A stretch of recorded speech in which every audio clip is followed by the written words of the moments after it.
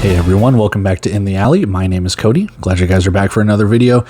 Today, I guess the evening, we're a couple hours away from the Green Bay and Quad City kickoff, so trying to get these previews out beforehand so you guys have a little bit of time to watch them going into Saturday.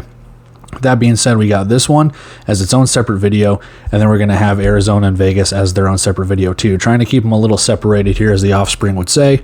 So let's get into this one. 6:05 p.m. Central Time on Stadium's YouTube channel. Don't go to the Indoor Football League's YouTube channel. Don't go try and search it out on CBS Sports or anything like that. It's on Stadium's YouTube channel. Just go into YouTube, type in Stadium Sports Channel or just Stadium Sports. It'll pop up.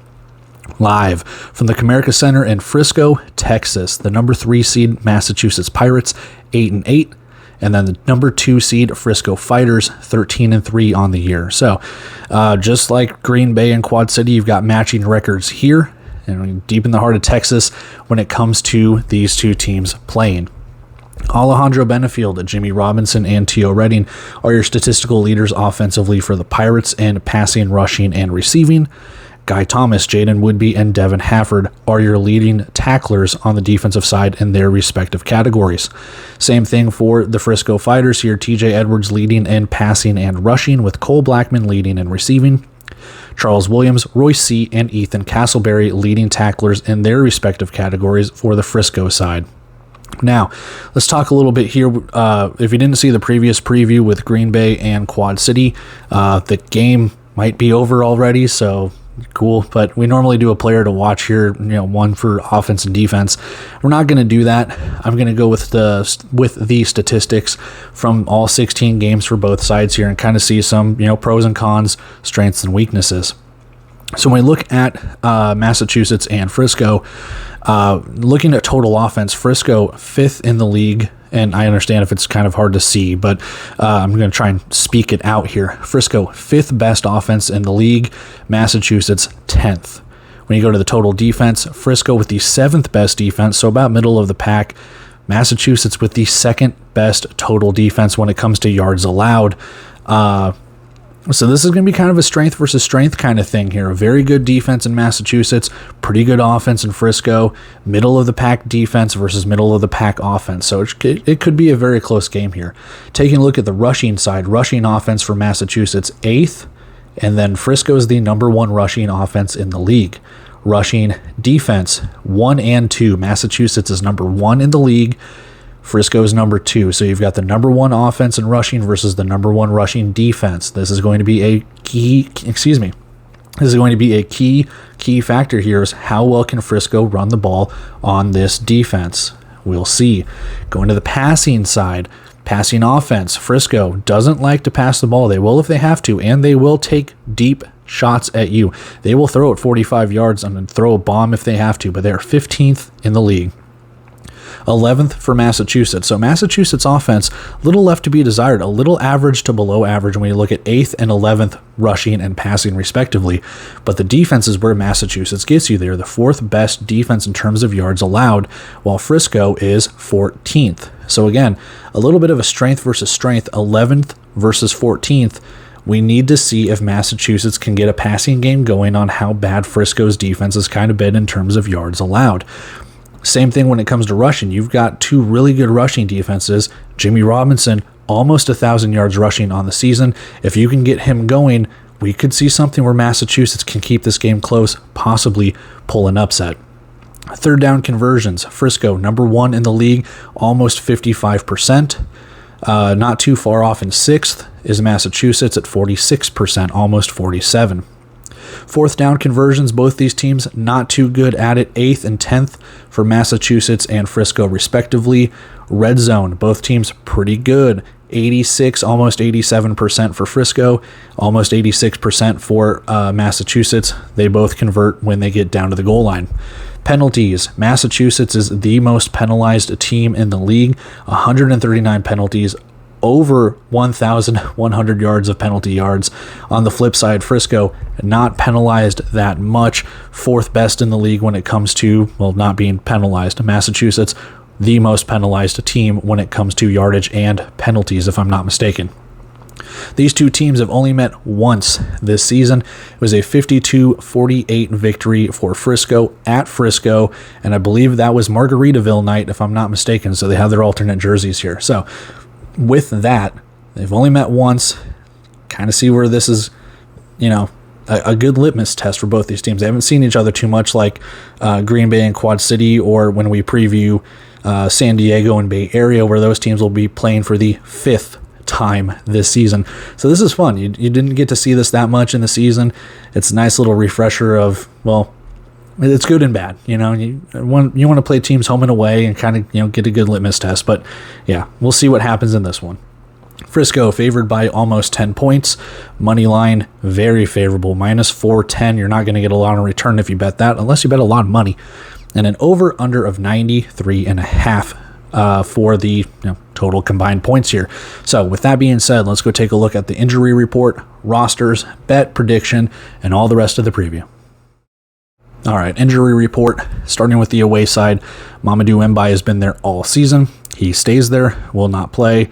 Short-term injured reserve added just as of the last couple of weeks. Hassan Beydoun, Sam Montgomery, and Effiani Maihi. I hope I pronounced that correctly because I suck. So anyway, those three names added a little bit of depth on that defensive line being tested here for Massachusetts. For Frisco, Richard Turner, Caleb Thomas, and Kobe Perry have been there for roughly about half the season, give or take, when it comes to season injured reserve. And then just added as of this week, Solomon Wise, Adrian Hernandez. They've gotten a couple of names, I believe, taken off, like Martez Carter, and I think there's one I'm blanking on, but yeah, Kentrell Pierce has been there for a couple of weeks now, so we'll see. But Solomon Wise, kind of a loss up front for Frisco. He's been a starting defensive lineman. Adrian Hernandez, kind of a depth piece.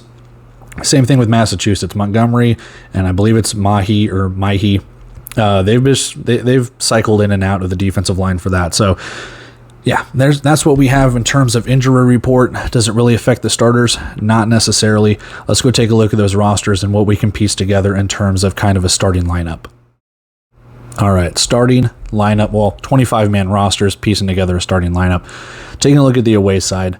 Who starts at quarterback? Alejandro Benefield kind of got slammed to the ground in one of the plays against Tulsa last week.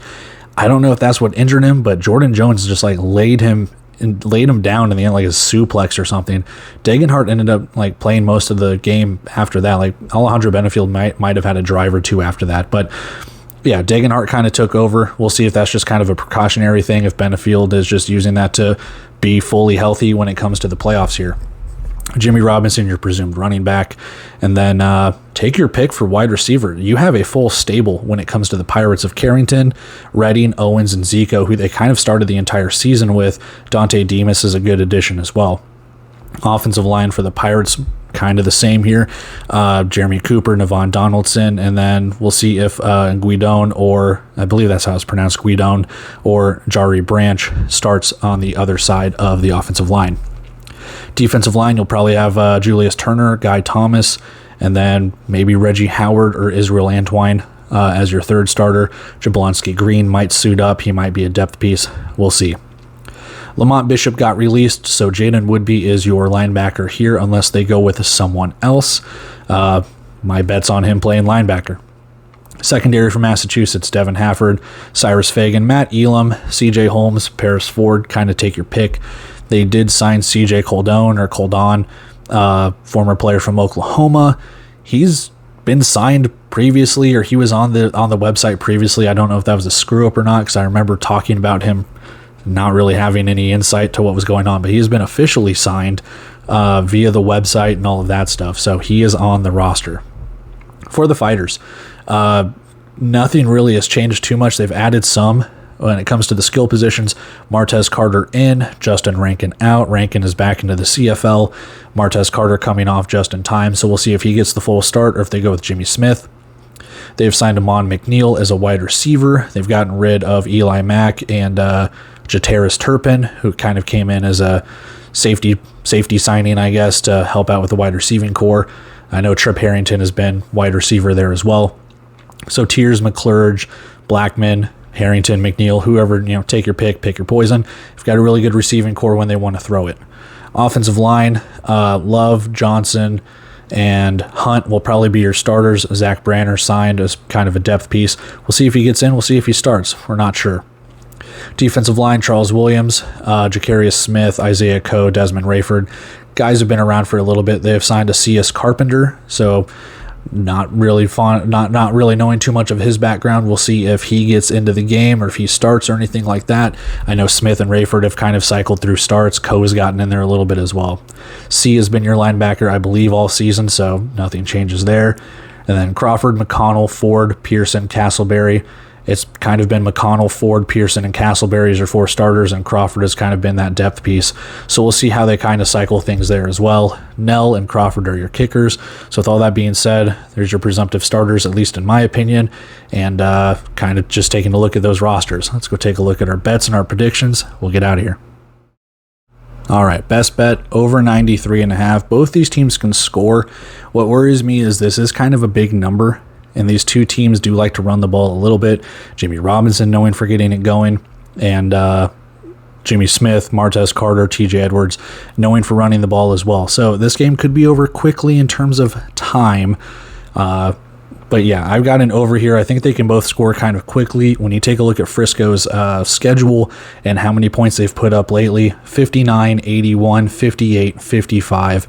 And then they put up only 35 against Tucson, but then 49, 52, 44. So you see where I'm going with this. They can put up over 50 points, and they've done it 1, 2, 3, 4, 5 out of their last 7 weeks, and then 49 points. So close enough. So they are scoring at a really good rate. When you take a look over here at Massachusetts, they have also scored 40 points or more quite a bit. They laid a stinker against Tulsa last week, and I understand that, but they're kind of locked into a playoff spot. How much do you take that into consideration? Other than that, 55, 52, 44, 51, 33, 48. I mean, they do score over 40 points. Can Frisco's defense stop that? Can Massachusetts defense stop? I mean, this is where it's going to come into play here, is how good are these two defenses? Can they stop it? They almost got the over just based on the last time they played together with 48 to 52. Actually, they did hit the over in that one. If we're basing it on the 93.5 here. So I'm going over. I hope these offenses can really gel. I'm hoping this is a good game. I truly, truly am, because I want both these offenses to shine. You see the stinker that Massachusetts had last week. I hope that they can correct it. You want to pull the upset, you got to score points against Frisco at Frisco. Fighters aren't going to make it easy. They're going to run the ball, put up points, and you know that they're going to run Meatball Carter and TJ Edwards into the end zone as many times as they can. So let's go over 93.5 here. Let's get some points. Even if it's a defensive battle, it's still the playoffs. It's still fun. So let's go take a look at that prediction. We'll get on out of here. All right, so prediction time. It's going to contradict my bet. And the reason why, 48 to 42, you're only looking at 90 points. I think it's going to be a close game, and now I know my best bet. I'm hoping for points. So if you can score another touchdown added onto this, whether it's Massachusetts scoring that game-winning touchdown to go 49-48, or if it's another touchdown for Frisco to go up 50+. I've contradicted myself a couple of times this season. This one's no different. I want to see points, and I want to see the over, but I do think that this game will be close. So will I lose money? I don't care. I just want a good game. I want these two teams to come out firing on all cylinders, as the playoffs should have teams do. I don't want a Massachusetts stinker like they had against Tulsa, nor do I want something where it is a Frisco 81 to 55 trouncing, So I don't know. I want a close game. I want Frisco to I don't want Frisco to prevail, but that's who I have to pick. That's who I'm picking. I think they get it done at home. Massachusetts can pull the upset. If you told me between this or the Quad City Green Bay game, who has a better chance of pulling the upset, I'd say Massachusetts probably, but I don't know. There's something I've said multiple times in previous previews where I just think Frisco and Green Bay are just kind of on a collision course for this Eastern Conference Championship. It's no different. I think Frisco wins this one. I think Massachusetts keeps it close. We'll see. This might be the opportunity for Frisco to finally have an opportunity to go to Vegas. It starts here. So that being said, all of the stats, bets, rosters, all of that stuff, let's go wrap everything up and we will get out of here. All right, and that is it when it comes to the preview between Massachusetts and Frisco, between the bets, predictions, rosters, anything and everything in between. Hope you guys enjoyed it. As always, like, comment, subscribe, share, all of that fun, cool YouTube stuff. If you don't want to do any of that, that's fine too. It doesn't bother me. I'm still going to churn out these videos because, hey, I kind of enjoy doing this. So there we go. But anyway, we've got a couple of hours until kickoff between Quad City and Green Bay, so I'm going to go ahead and go pump out that Vegas and Arizona preview right after this one, edit all of that stuff, give you some time to watch the previews before the kickoffs tomorrow. With that being said, taking off here, guys. Love and appreciate you as always. Let's get ready for Let's get ready for kickoff. Go Quad City.